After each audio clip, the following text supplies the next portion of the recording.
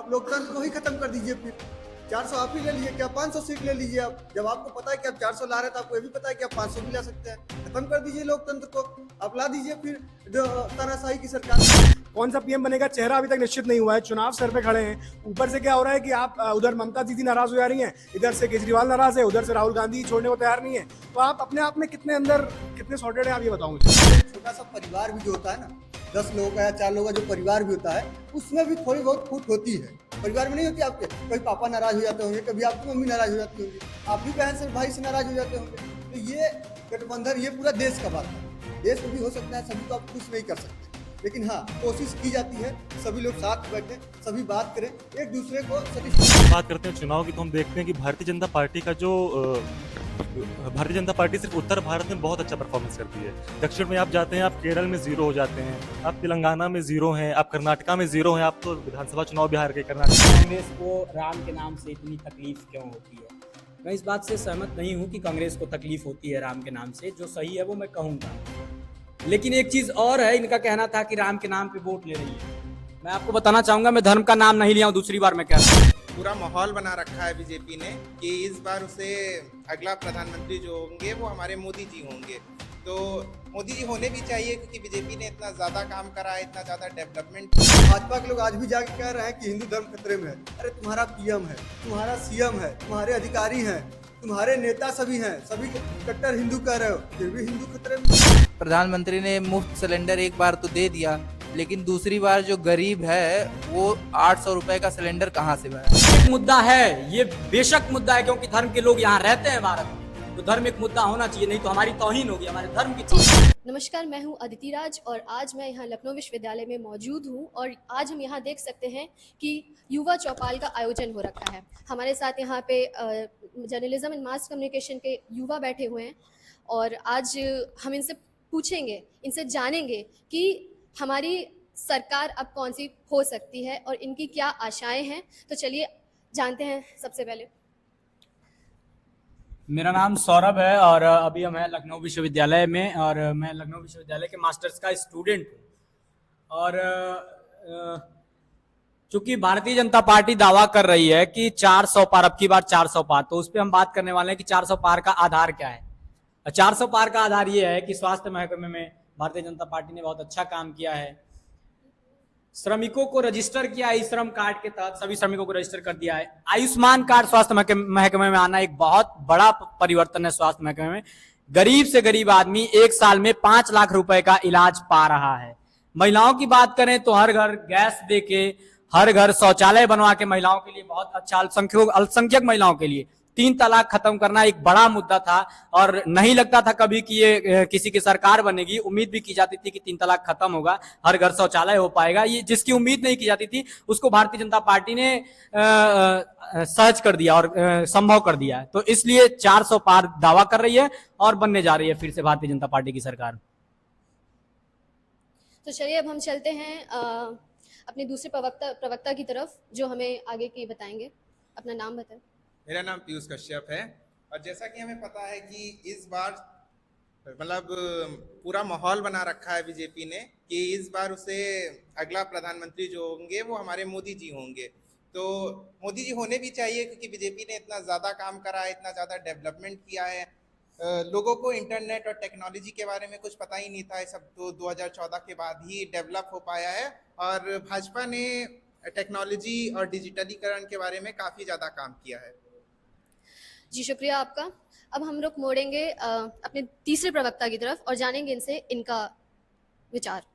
जी नमस्कार, मेरा नाम विपिन यादव है और मैं मास कम्युनिकेशन का छात्र हूँ। तो आज ये युवा चौपाल में हम बात करने जा रहे थे कि किसकी सरकार बन रही है। तो हमारे भाई साहब ने एक सवाल उठाया और कहा कि विपक्ष कह रहा है कि 400 पार कैसे लाएंगे और भाजपा करीब 400 पार लाएंगे। तो उन्होंने कई उपलब्धियां भी उनकी गिनाई। तो आप इनसे मैं यही पूछना चाह रहा हूँ कि ये लोकतंत्र है, यहाँ पे सभी को बोलने का अधिकार है, लेकिन 400 पार आप बोल रहे हैं, ये कहाँ का बोलने का अधिकार है कि डायरेक्टली आप कहेंगे कि 400 पार लाएंगे? यानी आप लोकतंत्र को खत्म कर रहे हैं। आप लोकतंत्र को ही खत्म कर दीजिए फिर। 400 आप ही ले लीजिए, क्या 500 सीट ले लीजिए आप। जब आपको पता है कि आप 400 ला रहे हैं तो आपको ये भी पता है कि आप 500 भी ला सकते हैं। खत्म कर दीजिए लोकतंत्र को, आप ला दीजिए फिर तानाशाही की सरकार।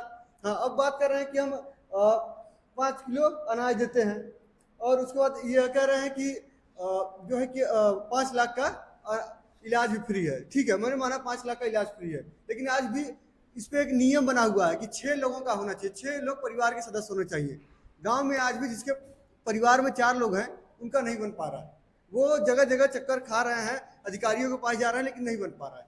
इस पर भी तो मोदी सरकार को सोचना चाहिए।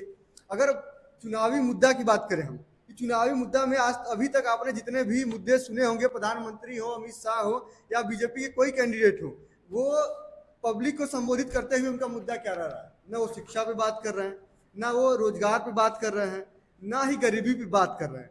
सिर्फ और सिर्फ बात हो रही है राम मंदिर पे, हिंदू मुसलमान पे और पाकिस्तान पे। आप ये बताइए कि हम पाकिस्तान पे चर्चा क्यों करें? पाकिस्तान भूखे खाए बिना मर जाए, उस पर हम चर्चा क्यों करें? अरे हमारी देश की जनता को खाने को मिल रहा है कि ठीक नहीं है, मिल ठीक रहा है, ये हम है। देखेंगे। धन्यवाद विपिन जी। हम अब अपना रुख मोड़ते हैं अपने आखिरी प्रवक्ता की तरफ। अपना परिचय दें। मेरा नाम विकास वर्मा है और मैं यहाँ पत्रकारिता एवं जनसंचार विभाग का छात्र हूँ। मेरा जवाब होगा सौरभ जी को, जिन्होंने पूछा था कि 400 पार का आधार क्या है। तो 400 पार का आधार हम यहाँ से जानेंगे कि लॉकडाउन में केंद्र सरकार ने किस तरह से परिस्थितियों को संभाला था।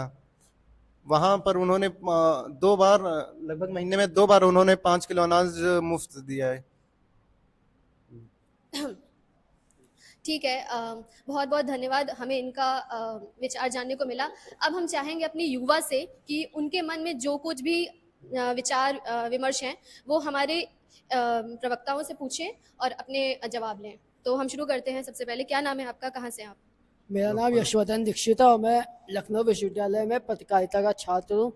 मेरा सवाल कांग्रेस के प्रवक्ता विपिन जी से है कि कांग्रेस पार्टी को हमेशा राम नाम की संस्कृति से इतना उनके अंदर एटीट्यूड क्यों रहता है कि वो ऐसा लगता है कि वो डरते हैं, जबकि हमारे जो प्राइम मिनिस्टर है वो तो कल्चर को प्रमोट कर रहे हैं। राम से इतनी परेशानी क्यों है? अच्छा, इनका सवाल है कि मैं कांग्रेस प्रवक्ता हूं और कहना चाह रहे हैं कि कांग्रेस को राम नाम से दिक्कत क्यों है। तो पहली बात मैं आपको ये बता दूं कि कांग्रेस को राम नाम से दिक्कत क्यों होगी। कांग्रेस को कोई दिक्कत नहीं है, लेकिन भाजपा राम के नाम पर झूठा वोट ले रही है, इससे दिक्कत है कांग्रेस को।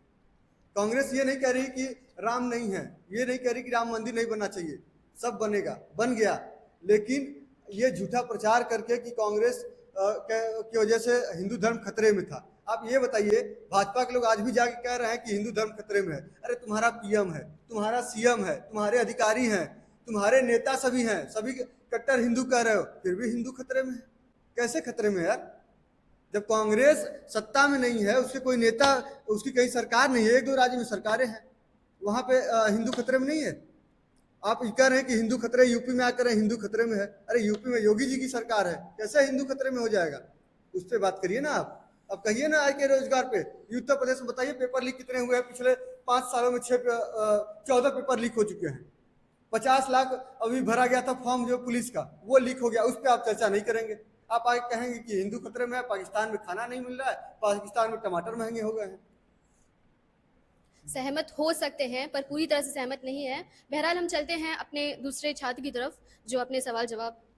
मेरा ये कहना है कि कैसा इंडिया अलायंस है आपका, जो अंदर ही आपके अंदर इतनी फूट है एक दूसरे पे। सीट शेयरिंग को लेकर मैं बात कर रहा हूँ। कहीं ना कहीं आम आदमी पार्टी से आप देख लो तो हर बंदा, आप बोलते हैं 5 साल में 5 पीएम, मतलब ये क्या चल रहा है? कौन सी जुमलेबाजी है कि भाई आप हर साल 5 पीएम? आपके यहाँ तो रेस कौन सा पीएम बनेगा चेहरा अभी तक निश्चित नहीं हुआ है, चुनाव सर पे खड़े हैं। ऊपर से क्या हो रहा है कि आप उधर ममता दीदी नाराज हो जा रही हैं, इधर से केजरीवाल नाराज है, उधर से राहुल गांधी छोड़ने को तैयार नहीं है। तो आप अपने आप में कितने सॉर्टेड है, आप ये बताओ मुझे आप लोग आज। ठीक है, देखिए कि आपका सवाल है कि इंडिया गठबंधन में फूट चल रही है। तो मैं आपको ये बता देता हूँ कि देखिए एक छोटा सा परिवार भी जो होता है ना, 10 लोगों का या 4 लोगों का जो परिवार भी होता है, उसमें भी थोड़ी बहुत फूट होती है। परिवार में नहीं होती आपके? कभी पापा नाराज हो जाते होंगे, कभी आपकी मम्मी नाराज हो जाती होंगी, आप भी बहन से भाई से नाराज हो जाते होंगे। तो ये गठबंधन, ये पूरा देश का बात है। देश में भी हो सकता है, सभी को आप खुश नहीं कर सकते, लेकिन हाँ कोशिश की जाती है कि सभी लोग साथ में बैठे, सभी बात करें, एक दूसरे को सेटिस्फाई करें। तो ऐसा नहीं है कि ममता दीदी नाराज है तो हमारे साथ नहीं आएंगी, वो भी, लेकिन कटाक्ष नहीं करने आ रही है, उल्टा सीधा नहीं बोलने आ रही है। वो भाजपा को टारगेट कर ले रही है लेकिन कांग्रेस को बोलने नहीं आ रही है। केजरीवाल की बात करें, केजरीवाल की देखिए, उनको जबरदस्ती जेल में ठूस दिया गया, क्या आधार रहता है? आप बताइए कि उनको जेल में बंद किया गया है, ईडी ने बंद किया है, वो सिर्फ जांच के आधार पर किया गया है। अगर वो बेकसूर साबित होते हैं तो 3 महीने जेल में रहेंगे, तो उसका भुगतान कौन करेगा? चुनाव में नुकसान हो रहा है, कहाँ वो चुनाव प्रचार कर पा रहे हैं? उनकी बीवी जा रही है, उनकी छवि खराब की जा रही है। अगर वो बेकसूर साबित हो गए तो इसके लिए कौन जवाबदेही होगा? लेकिन ये तो लॉ है ना, ये तो लॉ है और लॉ का काम है, इसमें ईडी अपना काम कर रही है। अगर किसी के ऊपर कोई मुद्दा ठुका है तो उसके ऊपर जांच तो होगी ही। जांच होती है, जांच आप बाहर रख के भी कर सकते हैं। अभी लालू यादव के परिवार के पास तेजस्वी यादव को बिठाया जा रहा था, ईडी 14-14 घंटे पूछताछ कर रही थी, लेकिन पूछताछ करने के बाद छोड़ दिया था। वो भी चुनाव प्रचार कर रहे हैं अपने, तो केजरीवाल के भी साथ ऐसे होने चाहिए ना। क्योंकि अभी सुप्रीम कोर्ट ने ईडी के वकील को फटकार लगाई है कि आप इनको छोड़ दीजिए ताकि ये भी चुनाव प्रचार करें। हाँ, हालांकि वो ऐसा कोई कानूनी काम नहीं करेंगे जो सरकार के दायरे में आता होगा, वो बाहर रह सकते हैं, काम कर सकते हैं, ये सुप्रीम कोर्ट ने भी कहा है। सारी बातें आपकी ठीक है, लेकिन कहीं ना कहीं ये देखिए कि कहीं देश का विकास पीछे ना छूट जाए और जनता ऐसी फूट वाली पार्टी पे भरोसा क्यों करेगी जहां पर एक तरफ बीजेपी है जो कि एकता की मिसाल बन के खड़ी हो रही है। तो मेरे ख्याल से चीजें सामने आए। ठीक है, फिर हम अब चलते हैं अपने तीसरे छात्र की तरफ और जानते हैं उनके विचार। देखिए, मेरा क्वेश्चन भारतीय जनता पार्टी के लोगों से है। जब हम बात करते हैं चुनाव की, तो हम देखते हैं कि भारतीय जनता पार्टी का जो भारतीय जनता पार्टी सिर्फ उत्तर भारत में बहुत अच्छा परफॉर्मेंस करती है। दक्षिण में आप जाते हैं, आप केरल में 0 हो जाते हैं, आप तेलंगाना में 0 हैं, आप कर्नाटका में 0 हैं, आप तो विधानसभा चुनाव भी हार गए कर्नाटका में। और दूसरी बात, आपने जो बात की आयुष्मान भारत योजना की, मैं आपको बता दूं कि जब राजस्थान में कांग्रेस ने चुनाव लड़ा तो वो चिरंजीवी योजना लेके आई। उसके अंदर उन्होंने 23 लाख का बीमा कवर दिया। जो आप 5 लाख की बात करते हैं आयुष्मान भारत में, वो चिरंजीवी योजना में 23 लाख का है। तो जब आप कम्पीट कर रहे हैं कांग्रेस से, तो आप उनकी योजनाओं को अच्छे से कम्पीट कीजिए ना। आप अगर इंटरनेशनल लेवल पे कम्पीट करेंगे तो आप पाकिस्तान से मुकाबला करेंगे, आप चाइना से और अमेरिका से मुकाबला क्यों नहीं करते हैं? मेरे पास कई सवाल आए हैं। सवाल विपिन ने शुरू किया था और इनका सवाल ये था कि 400 पार कैसे कह सकते हैं? ऐसे तो कुछ भी कह देंगे, 500 पार कर देंगे।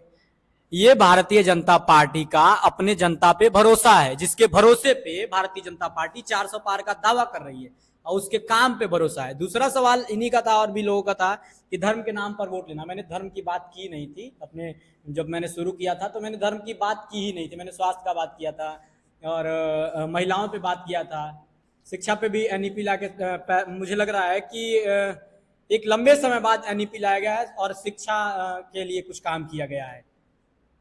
और एक तकलीफ और थी कांग्रेस को, इनका सवाल था कांग्रेस को राम के नाम से इतनी तकलीफ क्यों होती है। मैं इस बात से सहमत नहीं हूं कि कांग्रेस को तकलीफ होती है राम के नाम से, जो सही है वो मैं कहूँगा। लेकिन एक चीज़ और है, इनका कहना था कि राम के नाम पे वोट ले रही है। मैं आपको बताना चाहूँगा, मैं धर्म का नाम नहीं लिया हूँ, दूसरी बार मैं कह रहा हूँ जब मैं बात कर रहा था। लेकिन ये सही बात है, विपक्ष को भी ये मानना चाहिए, पूरा विश्व मान रहा है कि मोदी के आने के बाद भारत ही नहीं पूरे विश्व भर में हिंदू धर्म के लिए, सनातन धर्म के लिए एक अच्छी जागरूकता आई है। कभी संभव नहीं था कि मंदिरों का जीर्णोद्धार इतने अच्छे तरीके से एक साथ हो पाए। अभी विंध्याचल मंदिर में 10 साल पहले गया था, बड़ी हालत खराब थी, लाइन लगना मुश्किल था, भीड़ बहुत होती है वहां पे। और भी हजारों मंदिर हैं जिस तरह से कॉरिडोर हो रहे हैं, विश्वनाथ मंदिर है, इस तरह के सभी मंदिर के कॉरिडोर हो रहे हैं। तो धर्म एक मुद्दा है, ये बेशक मुद्दा है, क्योंकि धर्म के लोग यहाँ रहते हैं भारत में, तो धर्म एक मुद्दा होना चाहिए, नहीं तो हमारी तौहीन होगी, हमारे धर्म की तौहीन। ठीक है सौरभ जी, बिल्कुल सही। देखिए, आप कह रहे हैं कि धर्म एक मुद्दा होना चाहिए। हमारा देश जो है वो लोकतंत्र है, सेकुलर माना जाता है, यही हमारी लोकतंत्र की खूबसूरती है।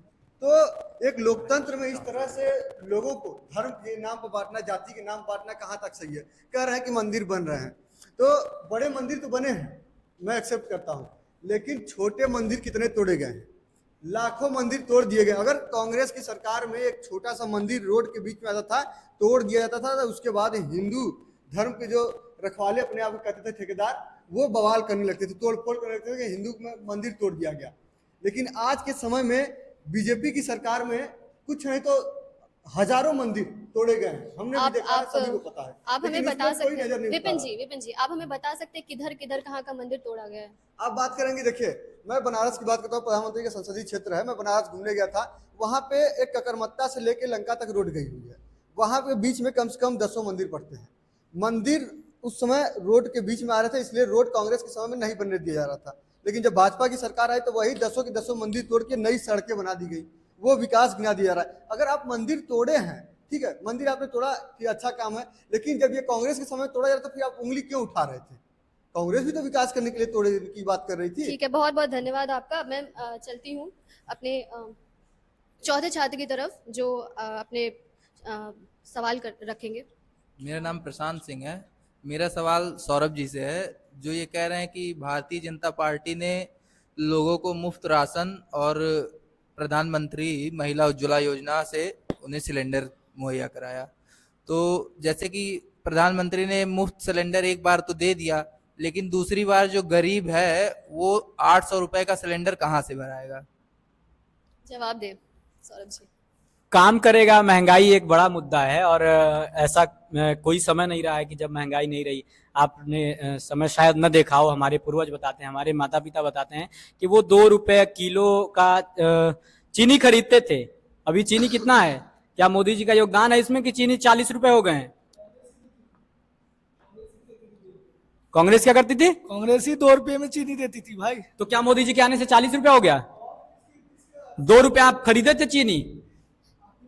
नहीं, अभी नहीं, 2 रुपए आप खरीदे थे चीनी। 10 साल हो गए मोदी जी को आए, 2014 में आए थे। परिवर्तन भी होता है, समय के साथ उतार चढ़ाव होता है, तो उस पर बहस नहीं, मुद्दे की बात करते हैं जी। तो ये चीज है, कभी ऐसा समय नहीं रहा है कि महंगाई बढ़ी नहीं है। चीजें बढ़ रही हैं, डेवलपमेंट हो रहे हैं, तो महंगाई थोड़ी बहुत बढ़ रही है।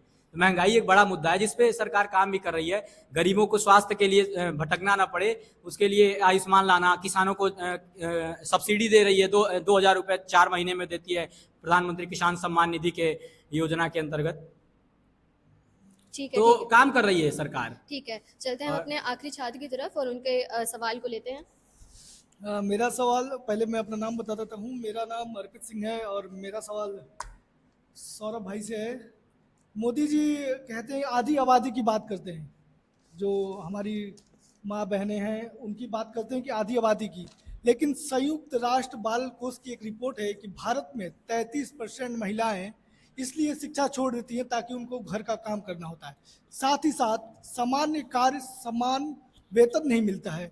बताइए, हम लोग इतने, मतलब महिलाएं भी काम करती है, पुरुष भी काम करते हैं, लेकिन वहीं पुरुष को ज़्यादा वेतन दिया जाता है और महिलाओं को कम वेतन दिया जाता है। तो इन 10 सालों में महिलाओं के लिए प्रधानमंत्री ने इन 2 चीज़ों पर क्या किया? जवाब दें। अब मैं इस पे तो मैं नहीं, महिलाओं के लिए जो उन्होंने किया है मैंने आपको बताया अभी, 3 तलाक में अल्पसंख्यक महिलाओं के लिए उन्होंने 3 तलाक। एजुकेशन पे क्या आप डिफरेंशिएशन का, महिलाओं की फीस ज्यादा लगती है एजुकेशन पे? जो भारत की 33% महिलाएं हैं, उन्होंने अपनी शिक्षा इसलिए छोड़ी ताकि उनको घर का काम करना तो था। क्या इसके जिम्मेदार मोदी जी हैं? ये तो पारिवारिक संस्कार हैं भैया, आप बताएं ना लोगों को। आप, हमारी जिम्मेदारी आप है ये। चाहते हैं कि हमारी महिलाएं, हमारी घर की महिलाएं आप पढ़ती हैं, हमारे घर की लड़कियां चाहते हैं पढ़ती कि हैं। महिलाएं शादी बस- के बाद हम कोशिश करते हैं ठीक कि है, ठीक है, लड़कियां ठीक है, पढ़ें। ठीक है। ये मोदी जी की जिम्मेदारी नहीं है पढ़ाना। शांति से मोदी जी आपको रियायत दे रहे हैं। इसको बहस ना बनाई जाए, इसको आराम से सवाल जवाब का एक दौर ही रखा जाए तो ज्यादा बेहतर होगा। कहना इतना है कि डाटा है भारत सरकार का ही कि 33% महिलाएं इसलिए पढ़ाई छोड़ देती हैं ताकि उनको काम करना है, घर का, बाहर का, 2-4 पैसे आए हो तो जैसे घर में काम चले। मैं उनकी मुफलसी की बात कर रहा हूँ कि उनके पास इतना धन नहीं है कि वो अपनी आगे की 10वीं 12वीं तक की पढ़ाई कर सके। और साथ ही साथ महिलाओं को वेतन में असमानता क्यों? सरकारी विद्यालयों की फीस 10वीं की आप पता करें तो नगण्य हैं। अब आप कहेंगे कि फीस के वजह से वो नहीं पढ़ पा रही हैं और काम के वजह से नहीं पढ़ पा रही हैं, तो काम के वजह से ना पढ़ पाना एक स्थानीय स्तर का माहौल होता है, पारिवारिक संस्कार होते हैं। हमारे घर के आप कितने के घरों की लड़कियां नहीं पढ़ रही हैं? कितने के घरों की लड़कियां नहीं पढ़ रही हैं जिनको काम करना है? यहाँ बताएं। अब इसके जिम्मेदार मोदी जी नहीं है भैया, ये संस्कार हैं, ये परिवार के लोग तय करते हैं और लड़की खुद तय करती है। जब वयस्क हो जाती है तो उसको पढ़ना है तो वो खुद तय करती है। इसके जिम्मेदार मोदी जी नहीं है। इस मुद्दे पे हम सिर्फ अवेयरनेस फैला सकते हैं लोगों के बीच में। हम हाँ, किसी इसकी एक जिम्मेदारी हमारी है। जाके ये चीज नहीं करवा सकते और ये काम है पूरे सबऑर्डिनेट्स का। CMS का एक और डाटा है कि प्रति किसान का एक दिन का आय 27 रुपये है। 27 पे वो क्या पढ़े, अपने बच्चों को पढ़ा लेगा कि खाना खिलाएगा कि उनको कपड़े ला के देगा? बताओ आप इस पे क्या कहना चाहते हैं? अभी इस डाटा पे मैं इस पे अध्ययन करूंगा, इसके बारे में भी मुझे जानकारी नहीं है। ठीक है, मैं कुछ कहना नहीं चाहूंगा। हम आखिरी सवाल की तरफ चलते हैं जो इनके मन में काफी देर से हैं, हम जानते हैं। देखिए, मैंने अपना सवाल सौरभ जी से पूछा था, मुझे उसका जवाब नहीं मिला है। बहुत शानदार तरीके से उन्होंने सवाल को बदल के शायद दूसरे का आंसर कर दिया है, लेकिन मुझे मेरे सवाल का जवाब अभी चाहिए। चिरंजीवी योजना जो राजस्थान में कांग्रेस सरकार लेके आई थी, 23 लाख का वो बीमा, मतलब जो स्वास्थ्य योजना है वो चलाती है। आयुष्मान भारत के कंपेयर में 5 लाख से बहुत ज्यादा है। और दक्षिणी राज्यों में आपका जनाधार क्या है? आप 400 पार सिर्फ उत्तर भारत में लेके आते हैं, दक्षिण में आप 0 क्यों हैं? और एक सवाल मेरा कांग्रेस पार्टी से ये रहेगा कि आप कहते हैं भारतीय जनता पार्टी धर्म की राजनीति करती है, तो मुझे अभी भी याद है जब कांग्रेस के प्रधानमंत्री मनमोहन सिंह जी ने कहा था, देश के संसाधनों पर पहला हक अल्पसंख्यकों का है। ये क्या इस सेंटेंस से आप अभी भी राब्ता रखते हैं, इत्तेफाक रखते हैं? जवाब दें, काफी हैवी सवाल है ये सब। चिरंजीवी योजना पे 23 लाख रुपए का मुझे इसकी जानकारी नहीं है कि प्रति व्यक्ति है, प्रति परिवार है, लेकिन मैं आपको बताना चाहता हूं कि प्रति परिवार या फिर प्रति व्यक्ति 23 लाख रुपए का इंश्योरेंस देना, ये एक तरह से देखा जाए तो बहुत ठीक नहीं है, सबको नहीं दिया जा सकता है। और 23 लाख रुपए एक बहुत बड़ी अब ये कितने का, लाइफ टाइम का है, साल का है, 5 साल का, मुझे नहीं पता है। लेकिन आयुष्मान योजना का जो सीन है वो ये है कि एक साल में 5 लाख रुपए का इलाज, जिसमें अच्छे से इलाज हो सकता है, कितनी भी गंभीर बीमारी हो उसमें अच्छे से इलाज हो सकता है। तो सबको देख के अगर चलने की बात की जाए तो 5 लाख रुपए ठीक है, एवरेज है, जिससे काम चल सकता है, इलाज मिल सौरभ सकता जी, है। आपका सवाल अब अगले राउंड में, तो समय की कमी होने की वजह से आज हम अपना युवा चौपाल यही खत्म करते हैं। देखते रहिए यूट्यूब चैनल।